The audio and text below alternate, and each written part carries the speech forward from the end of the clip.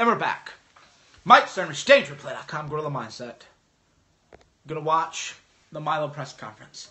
The MILO press conference is being live streamed right now on Right Side Broadcasting Network. MILO has not come out.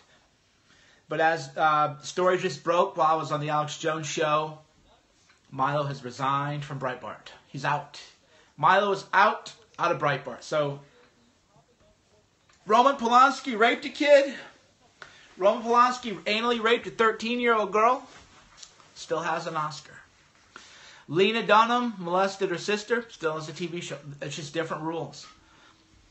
MILO joked as a way to cope with the victimization he suffered as a kid. Just the way it is. They're coming for me next. Did you watch me on Alex Jones? And if so, what did you think? So until we're going to... Oh, wait, here he goes. He's live. Two men touched me in ways they should not have. All right, here's MILO. One of those men was a priest. Uses as complicated. I didn't... Connection closed. Hold on, I'm trying to watch the live stream. After what happened, I fell into alcohol and nihilistic partying. It lasted well into my 20s. A few years ago, I realized it was time to do something good with my life. I started focusing on work, but the black comedy, the gallows humor, and the love of shock value I developed in my 20s never really went away. I reviewed the tapes that appeared a few days ago in the proper context, and I don't believe that they say what is being reported. Nonetheless, I do say some things on the tapes that I do not mean, and which do not reflect I'm live on Periscope. my views. What's up? My experiences as a victim Oh, led me MILO to believe thing? that I could say almost anything on this subject, put on some clothes. Just no come hang matter out. how outrageous. But I understand that my usual blend of sassy, gay British sarcasm, provocation, and gallows humour might have come across as flippancy. A lack of care for other victims, or even worse, as seems to have been the case in reports, advocacy. I'm horrified by that impression. I would like to restate my disgust at adults who sexually abuse minors. I'm horrified by pedophilia, and I have devoted large portions of my career to exposing child abusers. I've exposed 3 of them in my reporting, which is 3 more than most of my critics. I've repeatedly expressed disgust at pedophilia in my feature and opinion writing, and I was also the first journalist in the UK to ask, after Jimmy Savile's death, whether the real story of his rampant child abuse would ever be told. My professional record is very, very clear. But I do understand that the videos that you have seen, even though some of them were deceptively edited, paint a different picture, and I am partly to blame for that. I do not advocate for illegal behaviour. I explicitly say in the tapes, in a section that was cut from the footage that you've seen, that I think the age of consent currently is about right. I do not believe that any change in the legal age of consent is justifiable or desirable. I don't believe that sex with 13-year-olds is okay. When I mentioned the number 13, I was talking about myself and the age that I lost my virginity. It can strike some Americans as unusual or strange, but my mother's native Germany, the age of consent is 14. We have a different approach to these things sometimes in Europe. I shouldn't have used the word boy.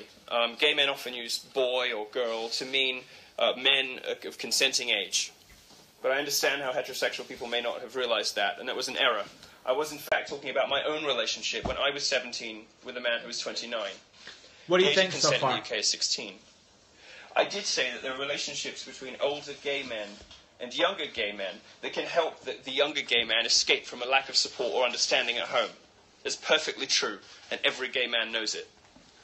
I'm certainly guilty of imprecise language, which I regret. And anyone who suggests, however, that I turn a blind eye to illegal activity or to the abuse of minors is unequivocally wrong. I'm implacably opposed to the normalisation of pedophilia, and I will continue to report and speak accordingly. To repeat, I do not support child abuse. It's a disgusting crime of which I have personally been a victim. The remarks I made on podcasts and interviews more than a year ago were about my personal life experiences, but I didn't make that clear. I will not apologise for dealing with my life experiences in the way that I choose to, which is through humour and provocation. No one can tell me or anyone else who has lived through these experiences how they should best deal with those emotions. But I am sorry to other abuse victims who may have interpreted what I've said as flippant or uncaring. If my own personal way of dealing with what happened to me has hurt you, I will never stop making jokes about taboo subjects. Go into any drag bar or gay club and you will hear joke after joke after joke about clerical sexual abuse. I'm not afforded the same freedom to make those kinds of jokes because the media chooses to selectively define me as a political figure in some circumstances and a comedian in others. And also, of course, because I'm a conservative. But I said some things on those internet live streams that were simply wrong. My employer, Breitbart News, has stood by me while others caved. They've allowed me to carry conservative and libertarian ideas to communities that would otherwise never have had them. They have been a significant factor in my success, and I'm grateful for the freedom and for the friendships that I forged there. But I would be wrong to allow my poor choice of words to detract from my colleague's important job, which is why today I'm resigning from Breitbart effective immediately. This decision is mine alone. When your friends have done right by you, it's only right to do right by them. And for me, that means stepping aside so my colleagues at Breitbart can get back to the great work they do. My book, Dangerous, has received interest from other publishers after my previous publisher, Simon & Schuster, informed me they no longer wish to release it. The book will come out this year as planned, with perhaps an additional chapter. I'll be donating 10% of my royalties to child sex abuse charities. I haven't ever apologized before, and I don't anticipate ever doing it again. Name-calling doesn't bother me, and misreporting doesn't bother me. But to be a victim of child abuse, and at the same time be accused of being an apologist for child abuse, is absurd. I regret the things that I said. I don't think I've been sorry about anything my whole life, and this isn't how I wanted my parents to find out about this either. But let's be clear about what's happening here. This is a cynical media witch hunt from people who do not care about children. They care about destroying me and my career, and by extension, my allies. They know that although I made some outrageous statements, I've never actually done anything wrong. They held this story back. They held the footage back. Footage has been out there in the wild for over a year because they don't care about victims. They don't care about children. They only care about bringing me down. They will fail. I will, in the next couple of weeks, be announcing a new independently funded media venture of my own, and a live tour in the coming weeks, and new campus tour dates, part of my new Troll Academy tour. I started my career as a technology reporter who wrote about politics, but I have since mutated and grown into something quite different and much bigger. I'm now a performer with millions of fans in America and beyond. I'm grateful for the tens of thousands of messages that I have received. And I look forward to making you all laugh, cry, and think for many, many decades to come. My full focus is now going to be on entertaining and educating everyone, left, right, and otherwise. If you want to brand or stereotype me, good luck with that. Don't think for a moment that anything that has happened in the last 48 hours will ever stop me being as offensive, provocative, and outrageously funny as I choose on any subject I please. America has a colossal free speech problem. The land of the First Amendment has some of the most oppressive social restrictions on free expression anywhere in the Western world. I'm proud to be a warrior for free speech and creative expression, and I want everyone in America to have the right to do, be, say, read anything. I want people to be able to dress however they want. I want people to be able to play whatever video games they want.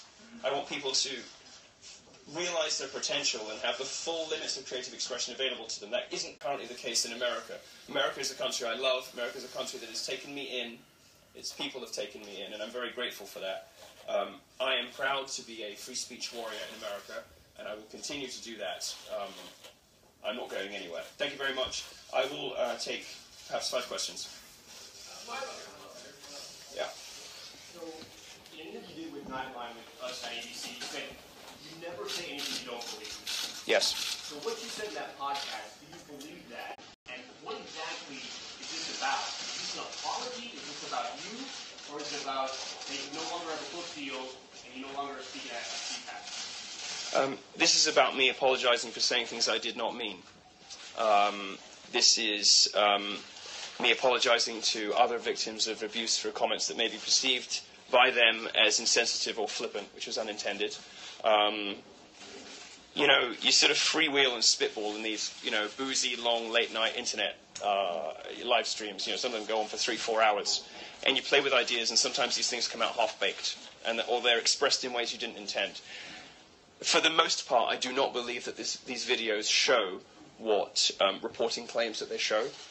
But for those statements I did make where I misspoke, I'm here today to apologize. We spoke with some of the organizers of the Berkeley protests, and they say what's happening right now, which you just said, and what's happening with you in the mainstream media, that this is a victory for them. Because without those protests, without shutting you down, the mainstream media would have never looked at you with a microscope. What do you say to that? Well, this isn't really about me crowing, but I don't think this has done any harm for my profile, and I think more people are going to read what I have to say on the subject of free speech as a result of this. It may not be from the same publisher, and it may not be from the same, under the same masthead, but I have an opportunity now through what has happened, and this has not been a pleasant 48 hours for me. I have an opportunity now through what has happened to reach an even larger audience, and I intend to do so. Milo, can you stand by your comment of calling Joe Bernstein? Could you be respectful of other people, please? Could you speak to Steve Bannon about your resignation from Breitbart? No. This is a follow-up. What's your integration status? Are you on a work visa? I'm on an O1B, alien of extraordinary ability. Do you stand by your comment of calling Joe Bernstein a fiction? I'm looking at the scene here. I'm not sure that we could have a news conference with researchers talking about curing cancer and we would have as much turnout here. Yes. What does this tell us about our culture? That there is so much interest about you, Yes. about this controversy, Yes. and about what's happened over the last month from Berkeley to this point. Well, I think it says something very obvious and very clear, which is that America has a gigantic free speech problem.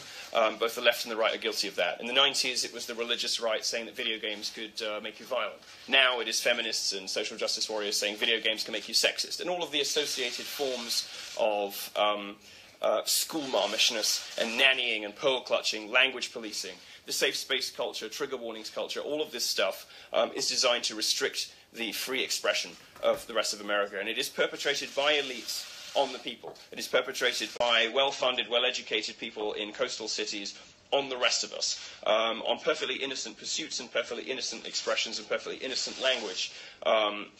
My rapid rise in the last year, I think, is testament to the huge hunger from both sides. Because I got to tell you, most of the people at my talks are not your typical college Republicans. My rise and the interest in this story is testament to the fact that America is crying out for somebody who will say the unsayable, who will break taboos, and who fearlessly resists those who want to clamp down on free speech and free expression. That's what I think it says, and I think it's very clear. Just a quick follow-up. Okay. Are you at all concerned that while you've been sort of straddling the line, walking up to the line, you've now crossed over the line into a place of irrelevancy? No.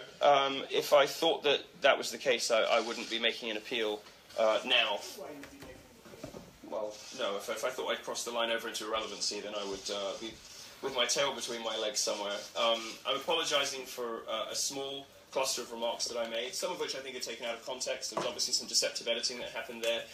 One or two of those comments I did not mean, they did not reflect my beliefs. And I think, I've never apologised about anything else before. I don't anticipate doing it again. But this particular subject strikes pretty close to home for me. So it was very important for me to clarify my position on this particular subject, given my personal history with it. Do you stand by your comment of calling Joe Bernstein? Sorry, say again. I think that there are homophobic undertones. The fact that this particular topic is the one that finally crossed the line, given that gay men have historically been equated with pedophilia, and given that you have done some rather controversial things in the past. Well, statistically speaking, there's no evidence to suppose that pedophilia and homosexuality are related, though I think that the numbers show a slight preponderance. I think pedophiles are slightly more likely to be gay. That is to say, slightly more likely to be into boys if they're men than into girls, but not by very much. I know that CPAC has a long and complex history with gays. I know that one of the organisers of CPAC was fired for trying to welcome, log cabin Republicans into the tent. I know that there have been a lot of problems with CPAC and homosexuals. I think if you look at the crowds that follow me around, Louisiana State University, we filled a 1,200-seater in 48 hours. I came out in full drag, as a drag queen, to give a talk about fat shaming. And 1,200 Republicans gave me a standing ovation. This simply hasn't happened in the history of this country before. And I'm very proud to be introducing what I would consider to be normal gays to, Republican and conservative America. We don't all have to be like, the stereotype, the pink suit and ludicrousness of a lot of gays that you see on television. I think if there's a problem, it's the way that gays are represented on TV. I've probably done more for the image of gays in the flyover states than all the associated than all of the gay charities, gay activist groups, and gay publications for the last 30 years. I think they've seen me, and I get emails every day along these lines. They've seen me, and they've realised. I get emails from mothers sometimes, and they say, "My son is gay, and I was terrified that he was going to turn into Ross Matthews. But you've made me realise actually that gay people can be okay." I'm very proud of that. I'm very happy of that for that. If there's any extent to which homophobia played into CPAC's decision, I certainly wasn't aware of it, and I know that many people within CPAC have been very supportive of me appearing there. I'm not a traditional representative for American conservatism. I've never painted myself that way. I'm a visitor to this country. All I can really do is express my opinion, having been here for a year and a half. But given the level of interest, the sheer number of people who seem to love me, and who want to, buy my book and come to my shows and all that kind of thing, I think it was only logical that CPAC would seek to book somebody like that, somebody who is obviously the most interesting thing happening in American conservatism right now. Thank you. I think in your statement you said it's going to be next year you're working on new independent media venture. Yes. You brought that up. Yes.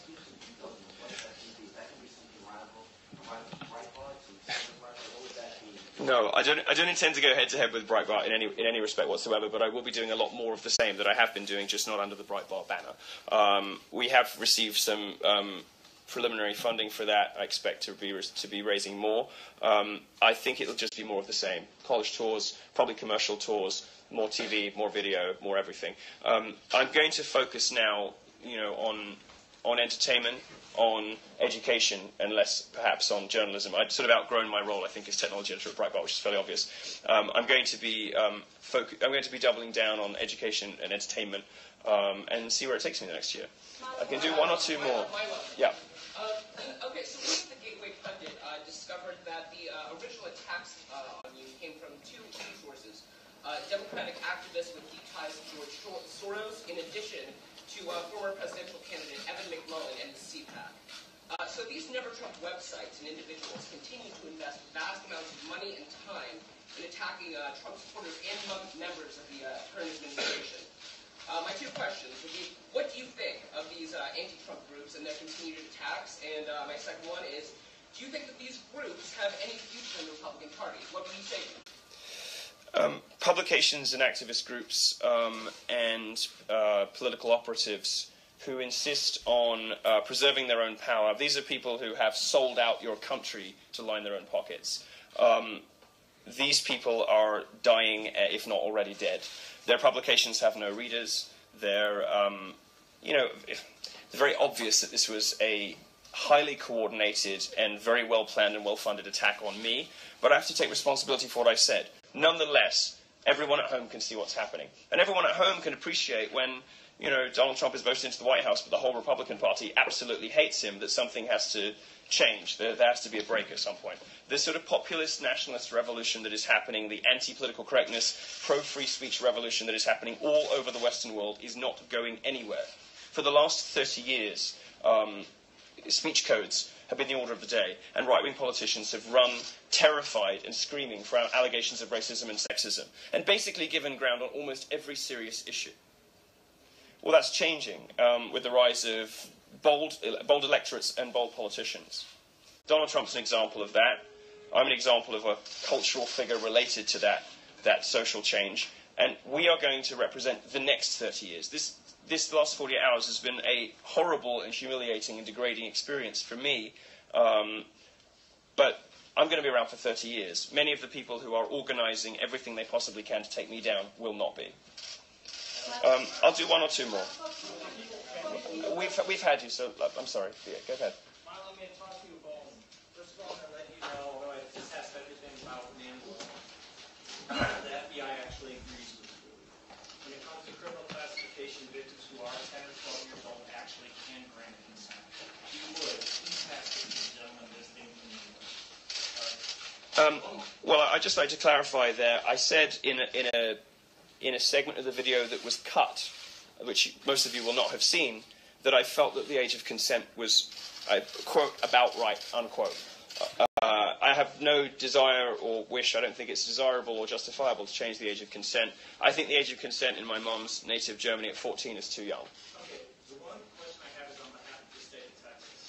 You do issue very provocative statements. Yep. This is one that you said that is very offensive and messes with Texas. You said gay marriage is not a civil rights struggle. Stop comparing gays and blacks. And gay men are slaves because we beg to be. Yes. I'm going to tell you the 1964 Civil Rights Act was signed by the greatest president of the United States, Lyndon Baines Johnson. He's a Texan. He signed it because Texas is next to Mexico, which is very close to your daddy's precious wall. He signed that because Mexicans were showing up to workplaces and white men were intimidating and physically abusing them. The Civil Rights Act was never, ever intended specifically for blacks only. Lyndon Baines Johnson included it for discriminatory purposes. Your argument is not only unoriginal and adios American, it's also ignorant and racist. I was wondering if you could please rip up the statement, or do you have a leg to stand on? I think it was a funny joke, and I stand by it, and I don't take comparisons to Ann Coulter to be insulting. She sells a hell of a lot of books. Yeah.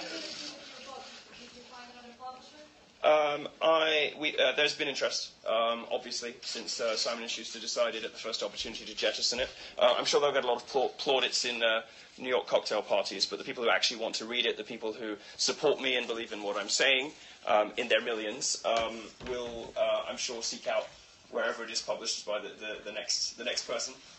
We expect to go to announce something about that in the next couple of weeks. The book will come out. The book will come out this year, Pat. I don't think that's clear yet. I probably won't go to CPAC. I don't think it would be indecorous for me to go and cause a fuss. Sorry?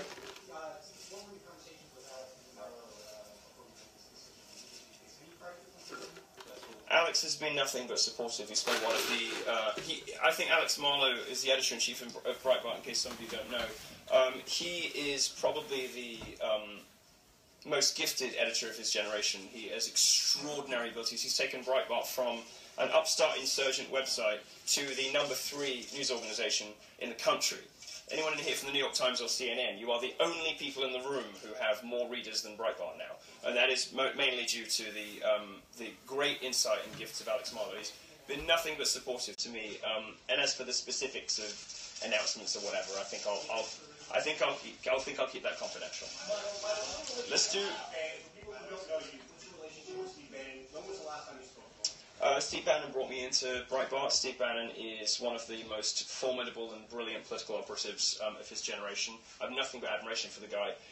Not an easy person to work for if you're a slacker. Not an easy person to work for if you don't show up to work or if you don't really give everything your all. Fortunately, I'm not one of those people. I haven't spoken to Steve for a very long time, since before he took the job at the White House.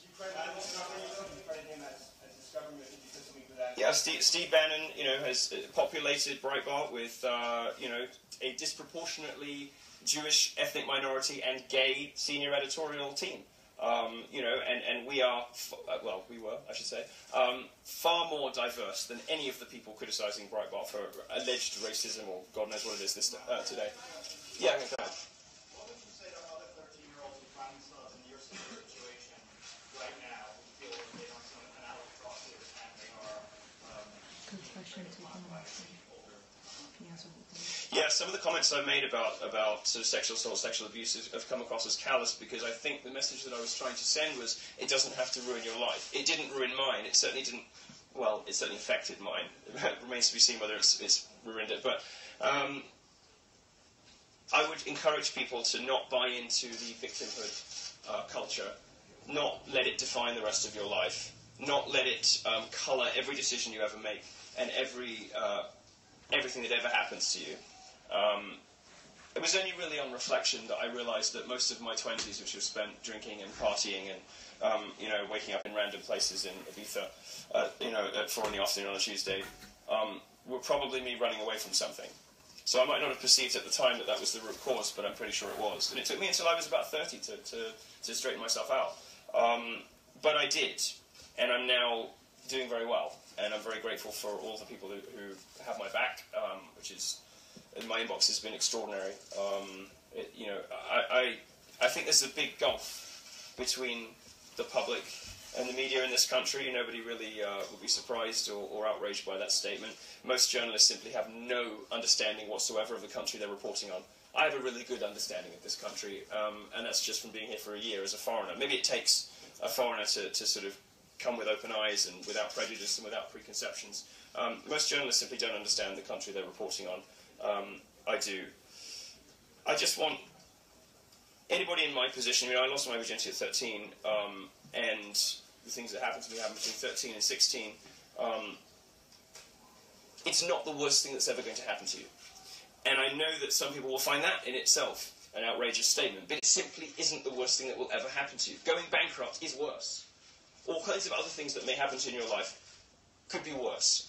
So don't allow it to define you, and don't allow it to shape your decision-making, because then they win. All right, I'm going to do maybe one or two. Yeah, go ahead. I can, yes.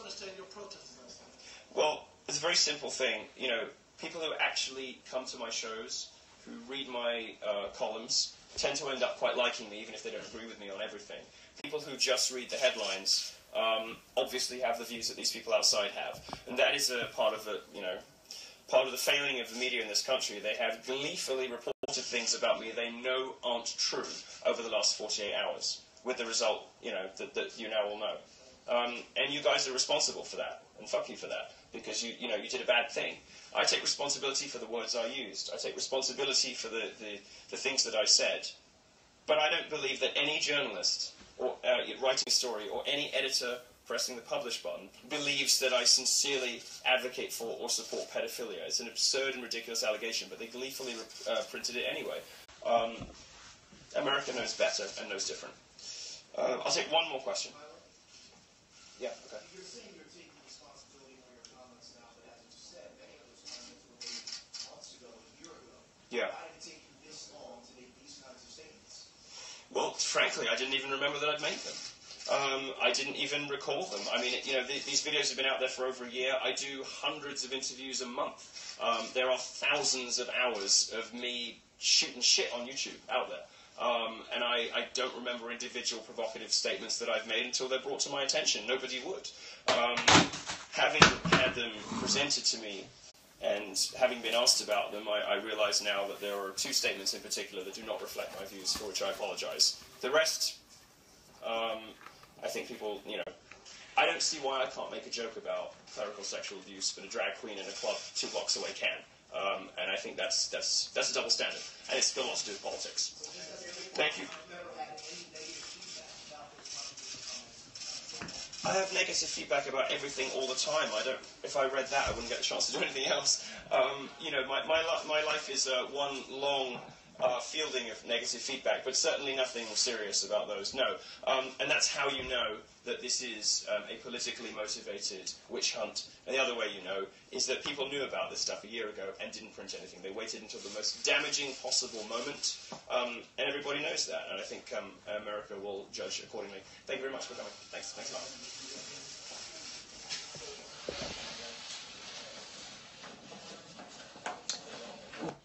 All right, what did you think, people? What do you think about MILO's press conference? What do you think, Shauna? How was it? I thought it was good. Shauna says it's good. What do you guys think? What did you think? How did he do? He had the flu also. A lot of people don't know this. MILO has the flu. It was the deep state went after him, though. Yeah, these videos, everybody knew about these videos. This story had been pitched. The story had been pitched to dozens of people. They all passed on it because it was a nothing burger story. There was no real story there. But when you can get everybody to join in on a nothing story, it makes it seem really much bigger than it is. But yeah, it was definitely deep state op. Definitely deep state op. Yeah, MILO's being re-victimized by the media. That is definitely what's going on here. So what is next for Milo? Am I next? Yeah, they're coming after me. They're coming after me, but we're used to it too. Yeah. Well, the difference too is if they come after me, I have less to lose than Milo had. I don't have a traditional book deal. I don't have a CPAC speaking engagement. I have my own stuff. I'm off the grid. I'm completely off the grid. So yeah, they're going to come after me, but it'll impact me. I also keep my operations very lean. Because if you grow too fast, that is how you lose. They took $3.5 million from Alex Jones. An ad network has now cut off InfoWars to try to destroy honest and independent media. Yeah, Milo did resign there. I think he had to. Not because Breitbart pushed him, but because it was becoming a massive distraction. People have made up tweets about me and stuff like that, but I know how to handle that. Yeah, InfoWars lost $3.5 million a year in ad revenue. They've been banned from an advertising platform. That I talked to Alex Jones today. Go watch me and Alex Jones. We had a very, very long talk about things that people don't know about and aren't talking about. But yeah, you got to watch it. Sure, the elites are after me. They've been after me for a while, but I'm careful. And when I'm attacked, you know, Milo should have done the video the night those stories hit. Sunday night, he was blindsided a lot. Milo was definitely blindsided big time because he had done so well before in the past. He was able to escape them all. He didn't realize how intense it was going to be and how big it was going to be, and he didn't realize it was coordinated with CIA operatives in the deep state. That was another big issue. Is I'm more, paranoid than other people. I knew that what was happening to Milo was a deep state character assassination. Milo didn't really believe that. As low as he thinks of journalists, he doesn't understand that most of them are spokespersons for the deep state. They're not actually real journalists. That's why you don't read anything about the Ukraine, about how Ukrainian people are buying off media people, and how the Ukraine is trying to advocate for war with Russia. You never read any of the kind of stuff that I report and comment on. You don't see anywhere else except a couple other websites. But you'll never see it in the fake news media. You'll never see it in the fake news media. Mike, make a public statement. You're right, exactly. The reason I do Periscopes every day is because anybody who's watched me for a long time knows that I'm unflappable. I'm unshakable. And there's no, if I committed suicide, people would know right away that was fake. Everybody, because people see me every day, everybody can tell that nobody has the kind of mental health that I have, how strong my mental health is. And I've written a book, Guerrilla Mindset, which is a book about mindset. So the guy who wrote the book about mindset, who works hard every day, writes, reports journalism, does movies, live talks, periscopes, talk shows, everything, wouldn't work. Wouldn't work. I've lost no leader. I'm my own leader. Whatever happens to Milo is independent of whatever I do. I'm independent of Trump. I'm independent of everybody. Yeah, Cernovich clone would be hard. Deep state, you're nuts, dude. That's what people used to say. Now people talk openly about it. Right? It used to be that if you talked about deep state, you were paranoid, but now everybody talks about it openly.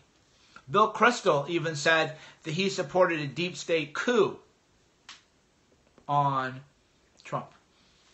By the way, tap the like button. So what do you have to say about what? Tap the like button. Give me some likes here. Let's tip it over. Set 15 million likes. The deep state isn't real. Yes, it is. It's been admitted now. This is a, boring conversation. Yeah. So what is going to be next for Milo? Milo is going to have to run a lean startup. Tap the screen is how you hit the like button. You go. Yeah. So Milo is going to have a lot of business challenge. See, he went from having a tour bus, a film crew, a full editorial staff, a full intern staff. He was basically his own media company. Now he's going to be a media startup, kind of like me. You have to run it as a lean operation. It's going to be difficult. His spending is going to have to be cut down. He's definitely going to have to cut his spending down. He'll be fine. He'll be fine. But he'll have to run his businesses differently. He'll actually make more money self-publishing.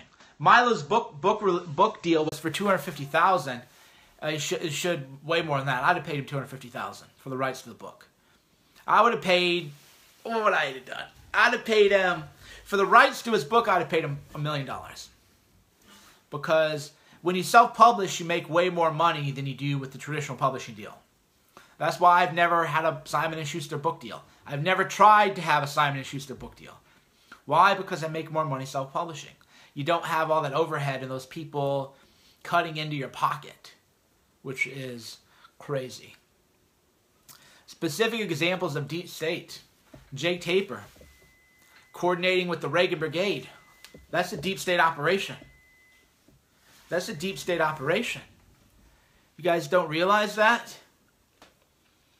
You don't realize that Jake Tapper of CNN should be way too important to know about a Twitter account called the Reagan Battalion. Right? Jake Tapper should be way too important to have ever heard of a Twitter account called the Reagan Battalion. So how did Jake Tapper hear about it? Right? Think it through. Watch how the hit job on Milo went.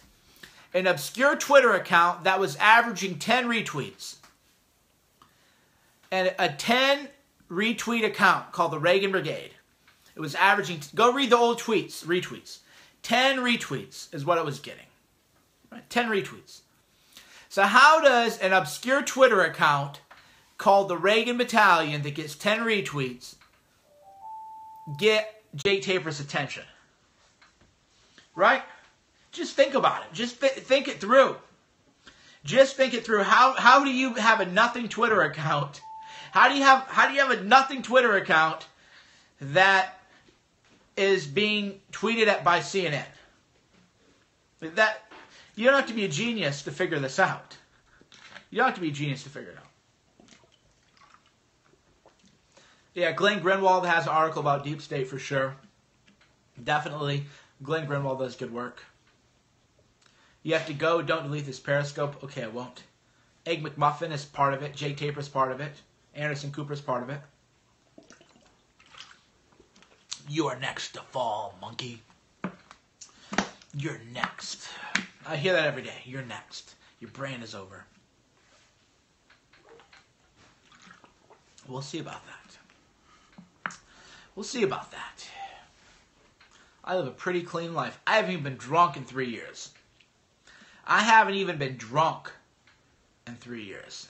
So it's going to be hard to frame me for anything. You got drunk out of when? I didn't get drunk. You went to the ocean in the middle of the night. I know. I would go to the ocean naked many times. All right, you guys got any other questions? You guys got any other questions? Look at where look at people who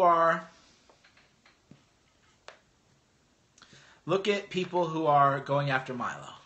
And you know that there's a lot of operatives on the right. There are a lot of operatives on the right who are actually part of deep state. Now you know. Now you know.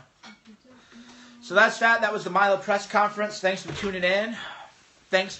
I hope you enjoyed my show, my appearance on the Alex Jones Show. That went well. I'm glad that you watched the Alex Jones Show. When the video's live on YouTube, I'll post it. It's a very powerful interview. Really, that's what I do. It'll wake a lot of people up. I get to go walk my dog. Thanks for tuning in. Mike Cernovich, DangerPlay.com, Gorilla Mindset. What'd you think? Hold on, my phone's not. It's not off yet. My phone's frozen. So people can still hear you. When your heart starts broken. But you have this nice jacket you never wear. Which one? My mom bought it for you. Hold on. Yeah, be careful what you say. It still won't shut I down. don't say anything outrageous. No, I know. I'm just saying. It's like, Oh you my know, God.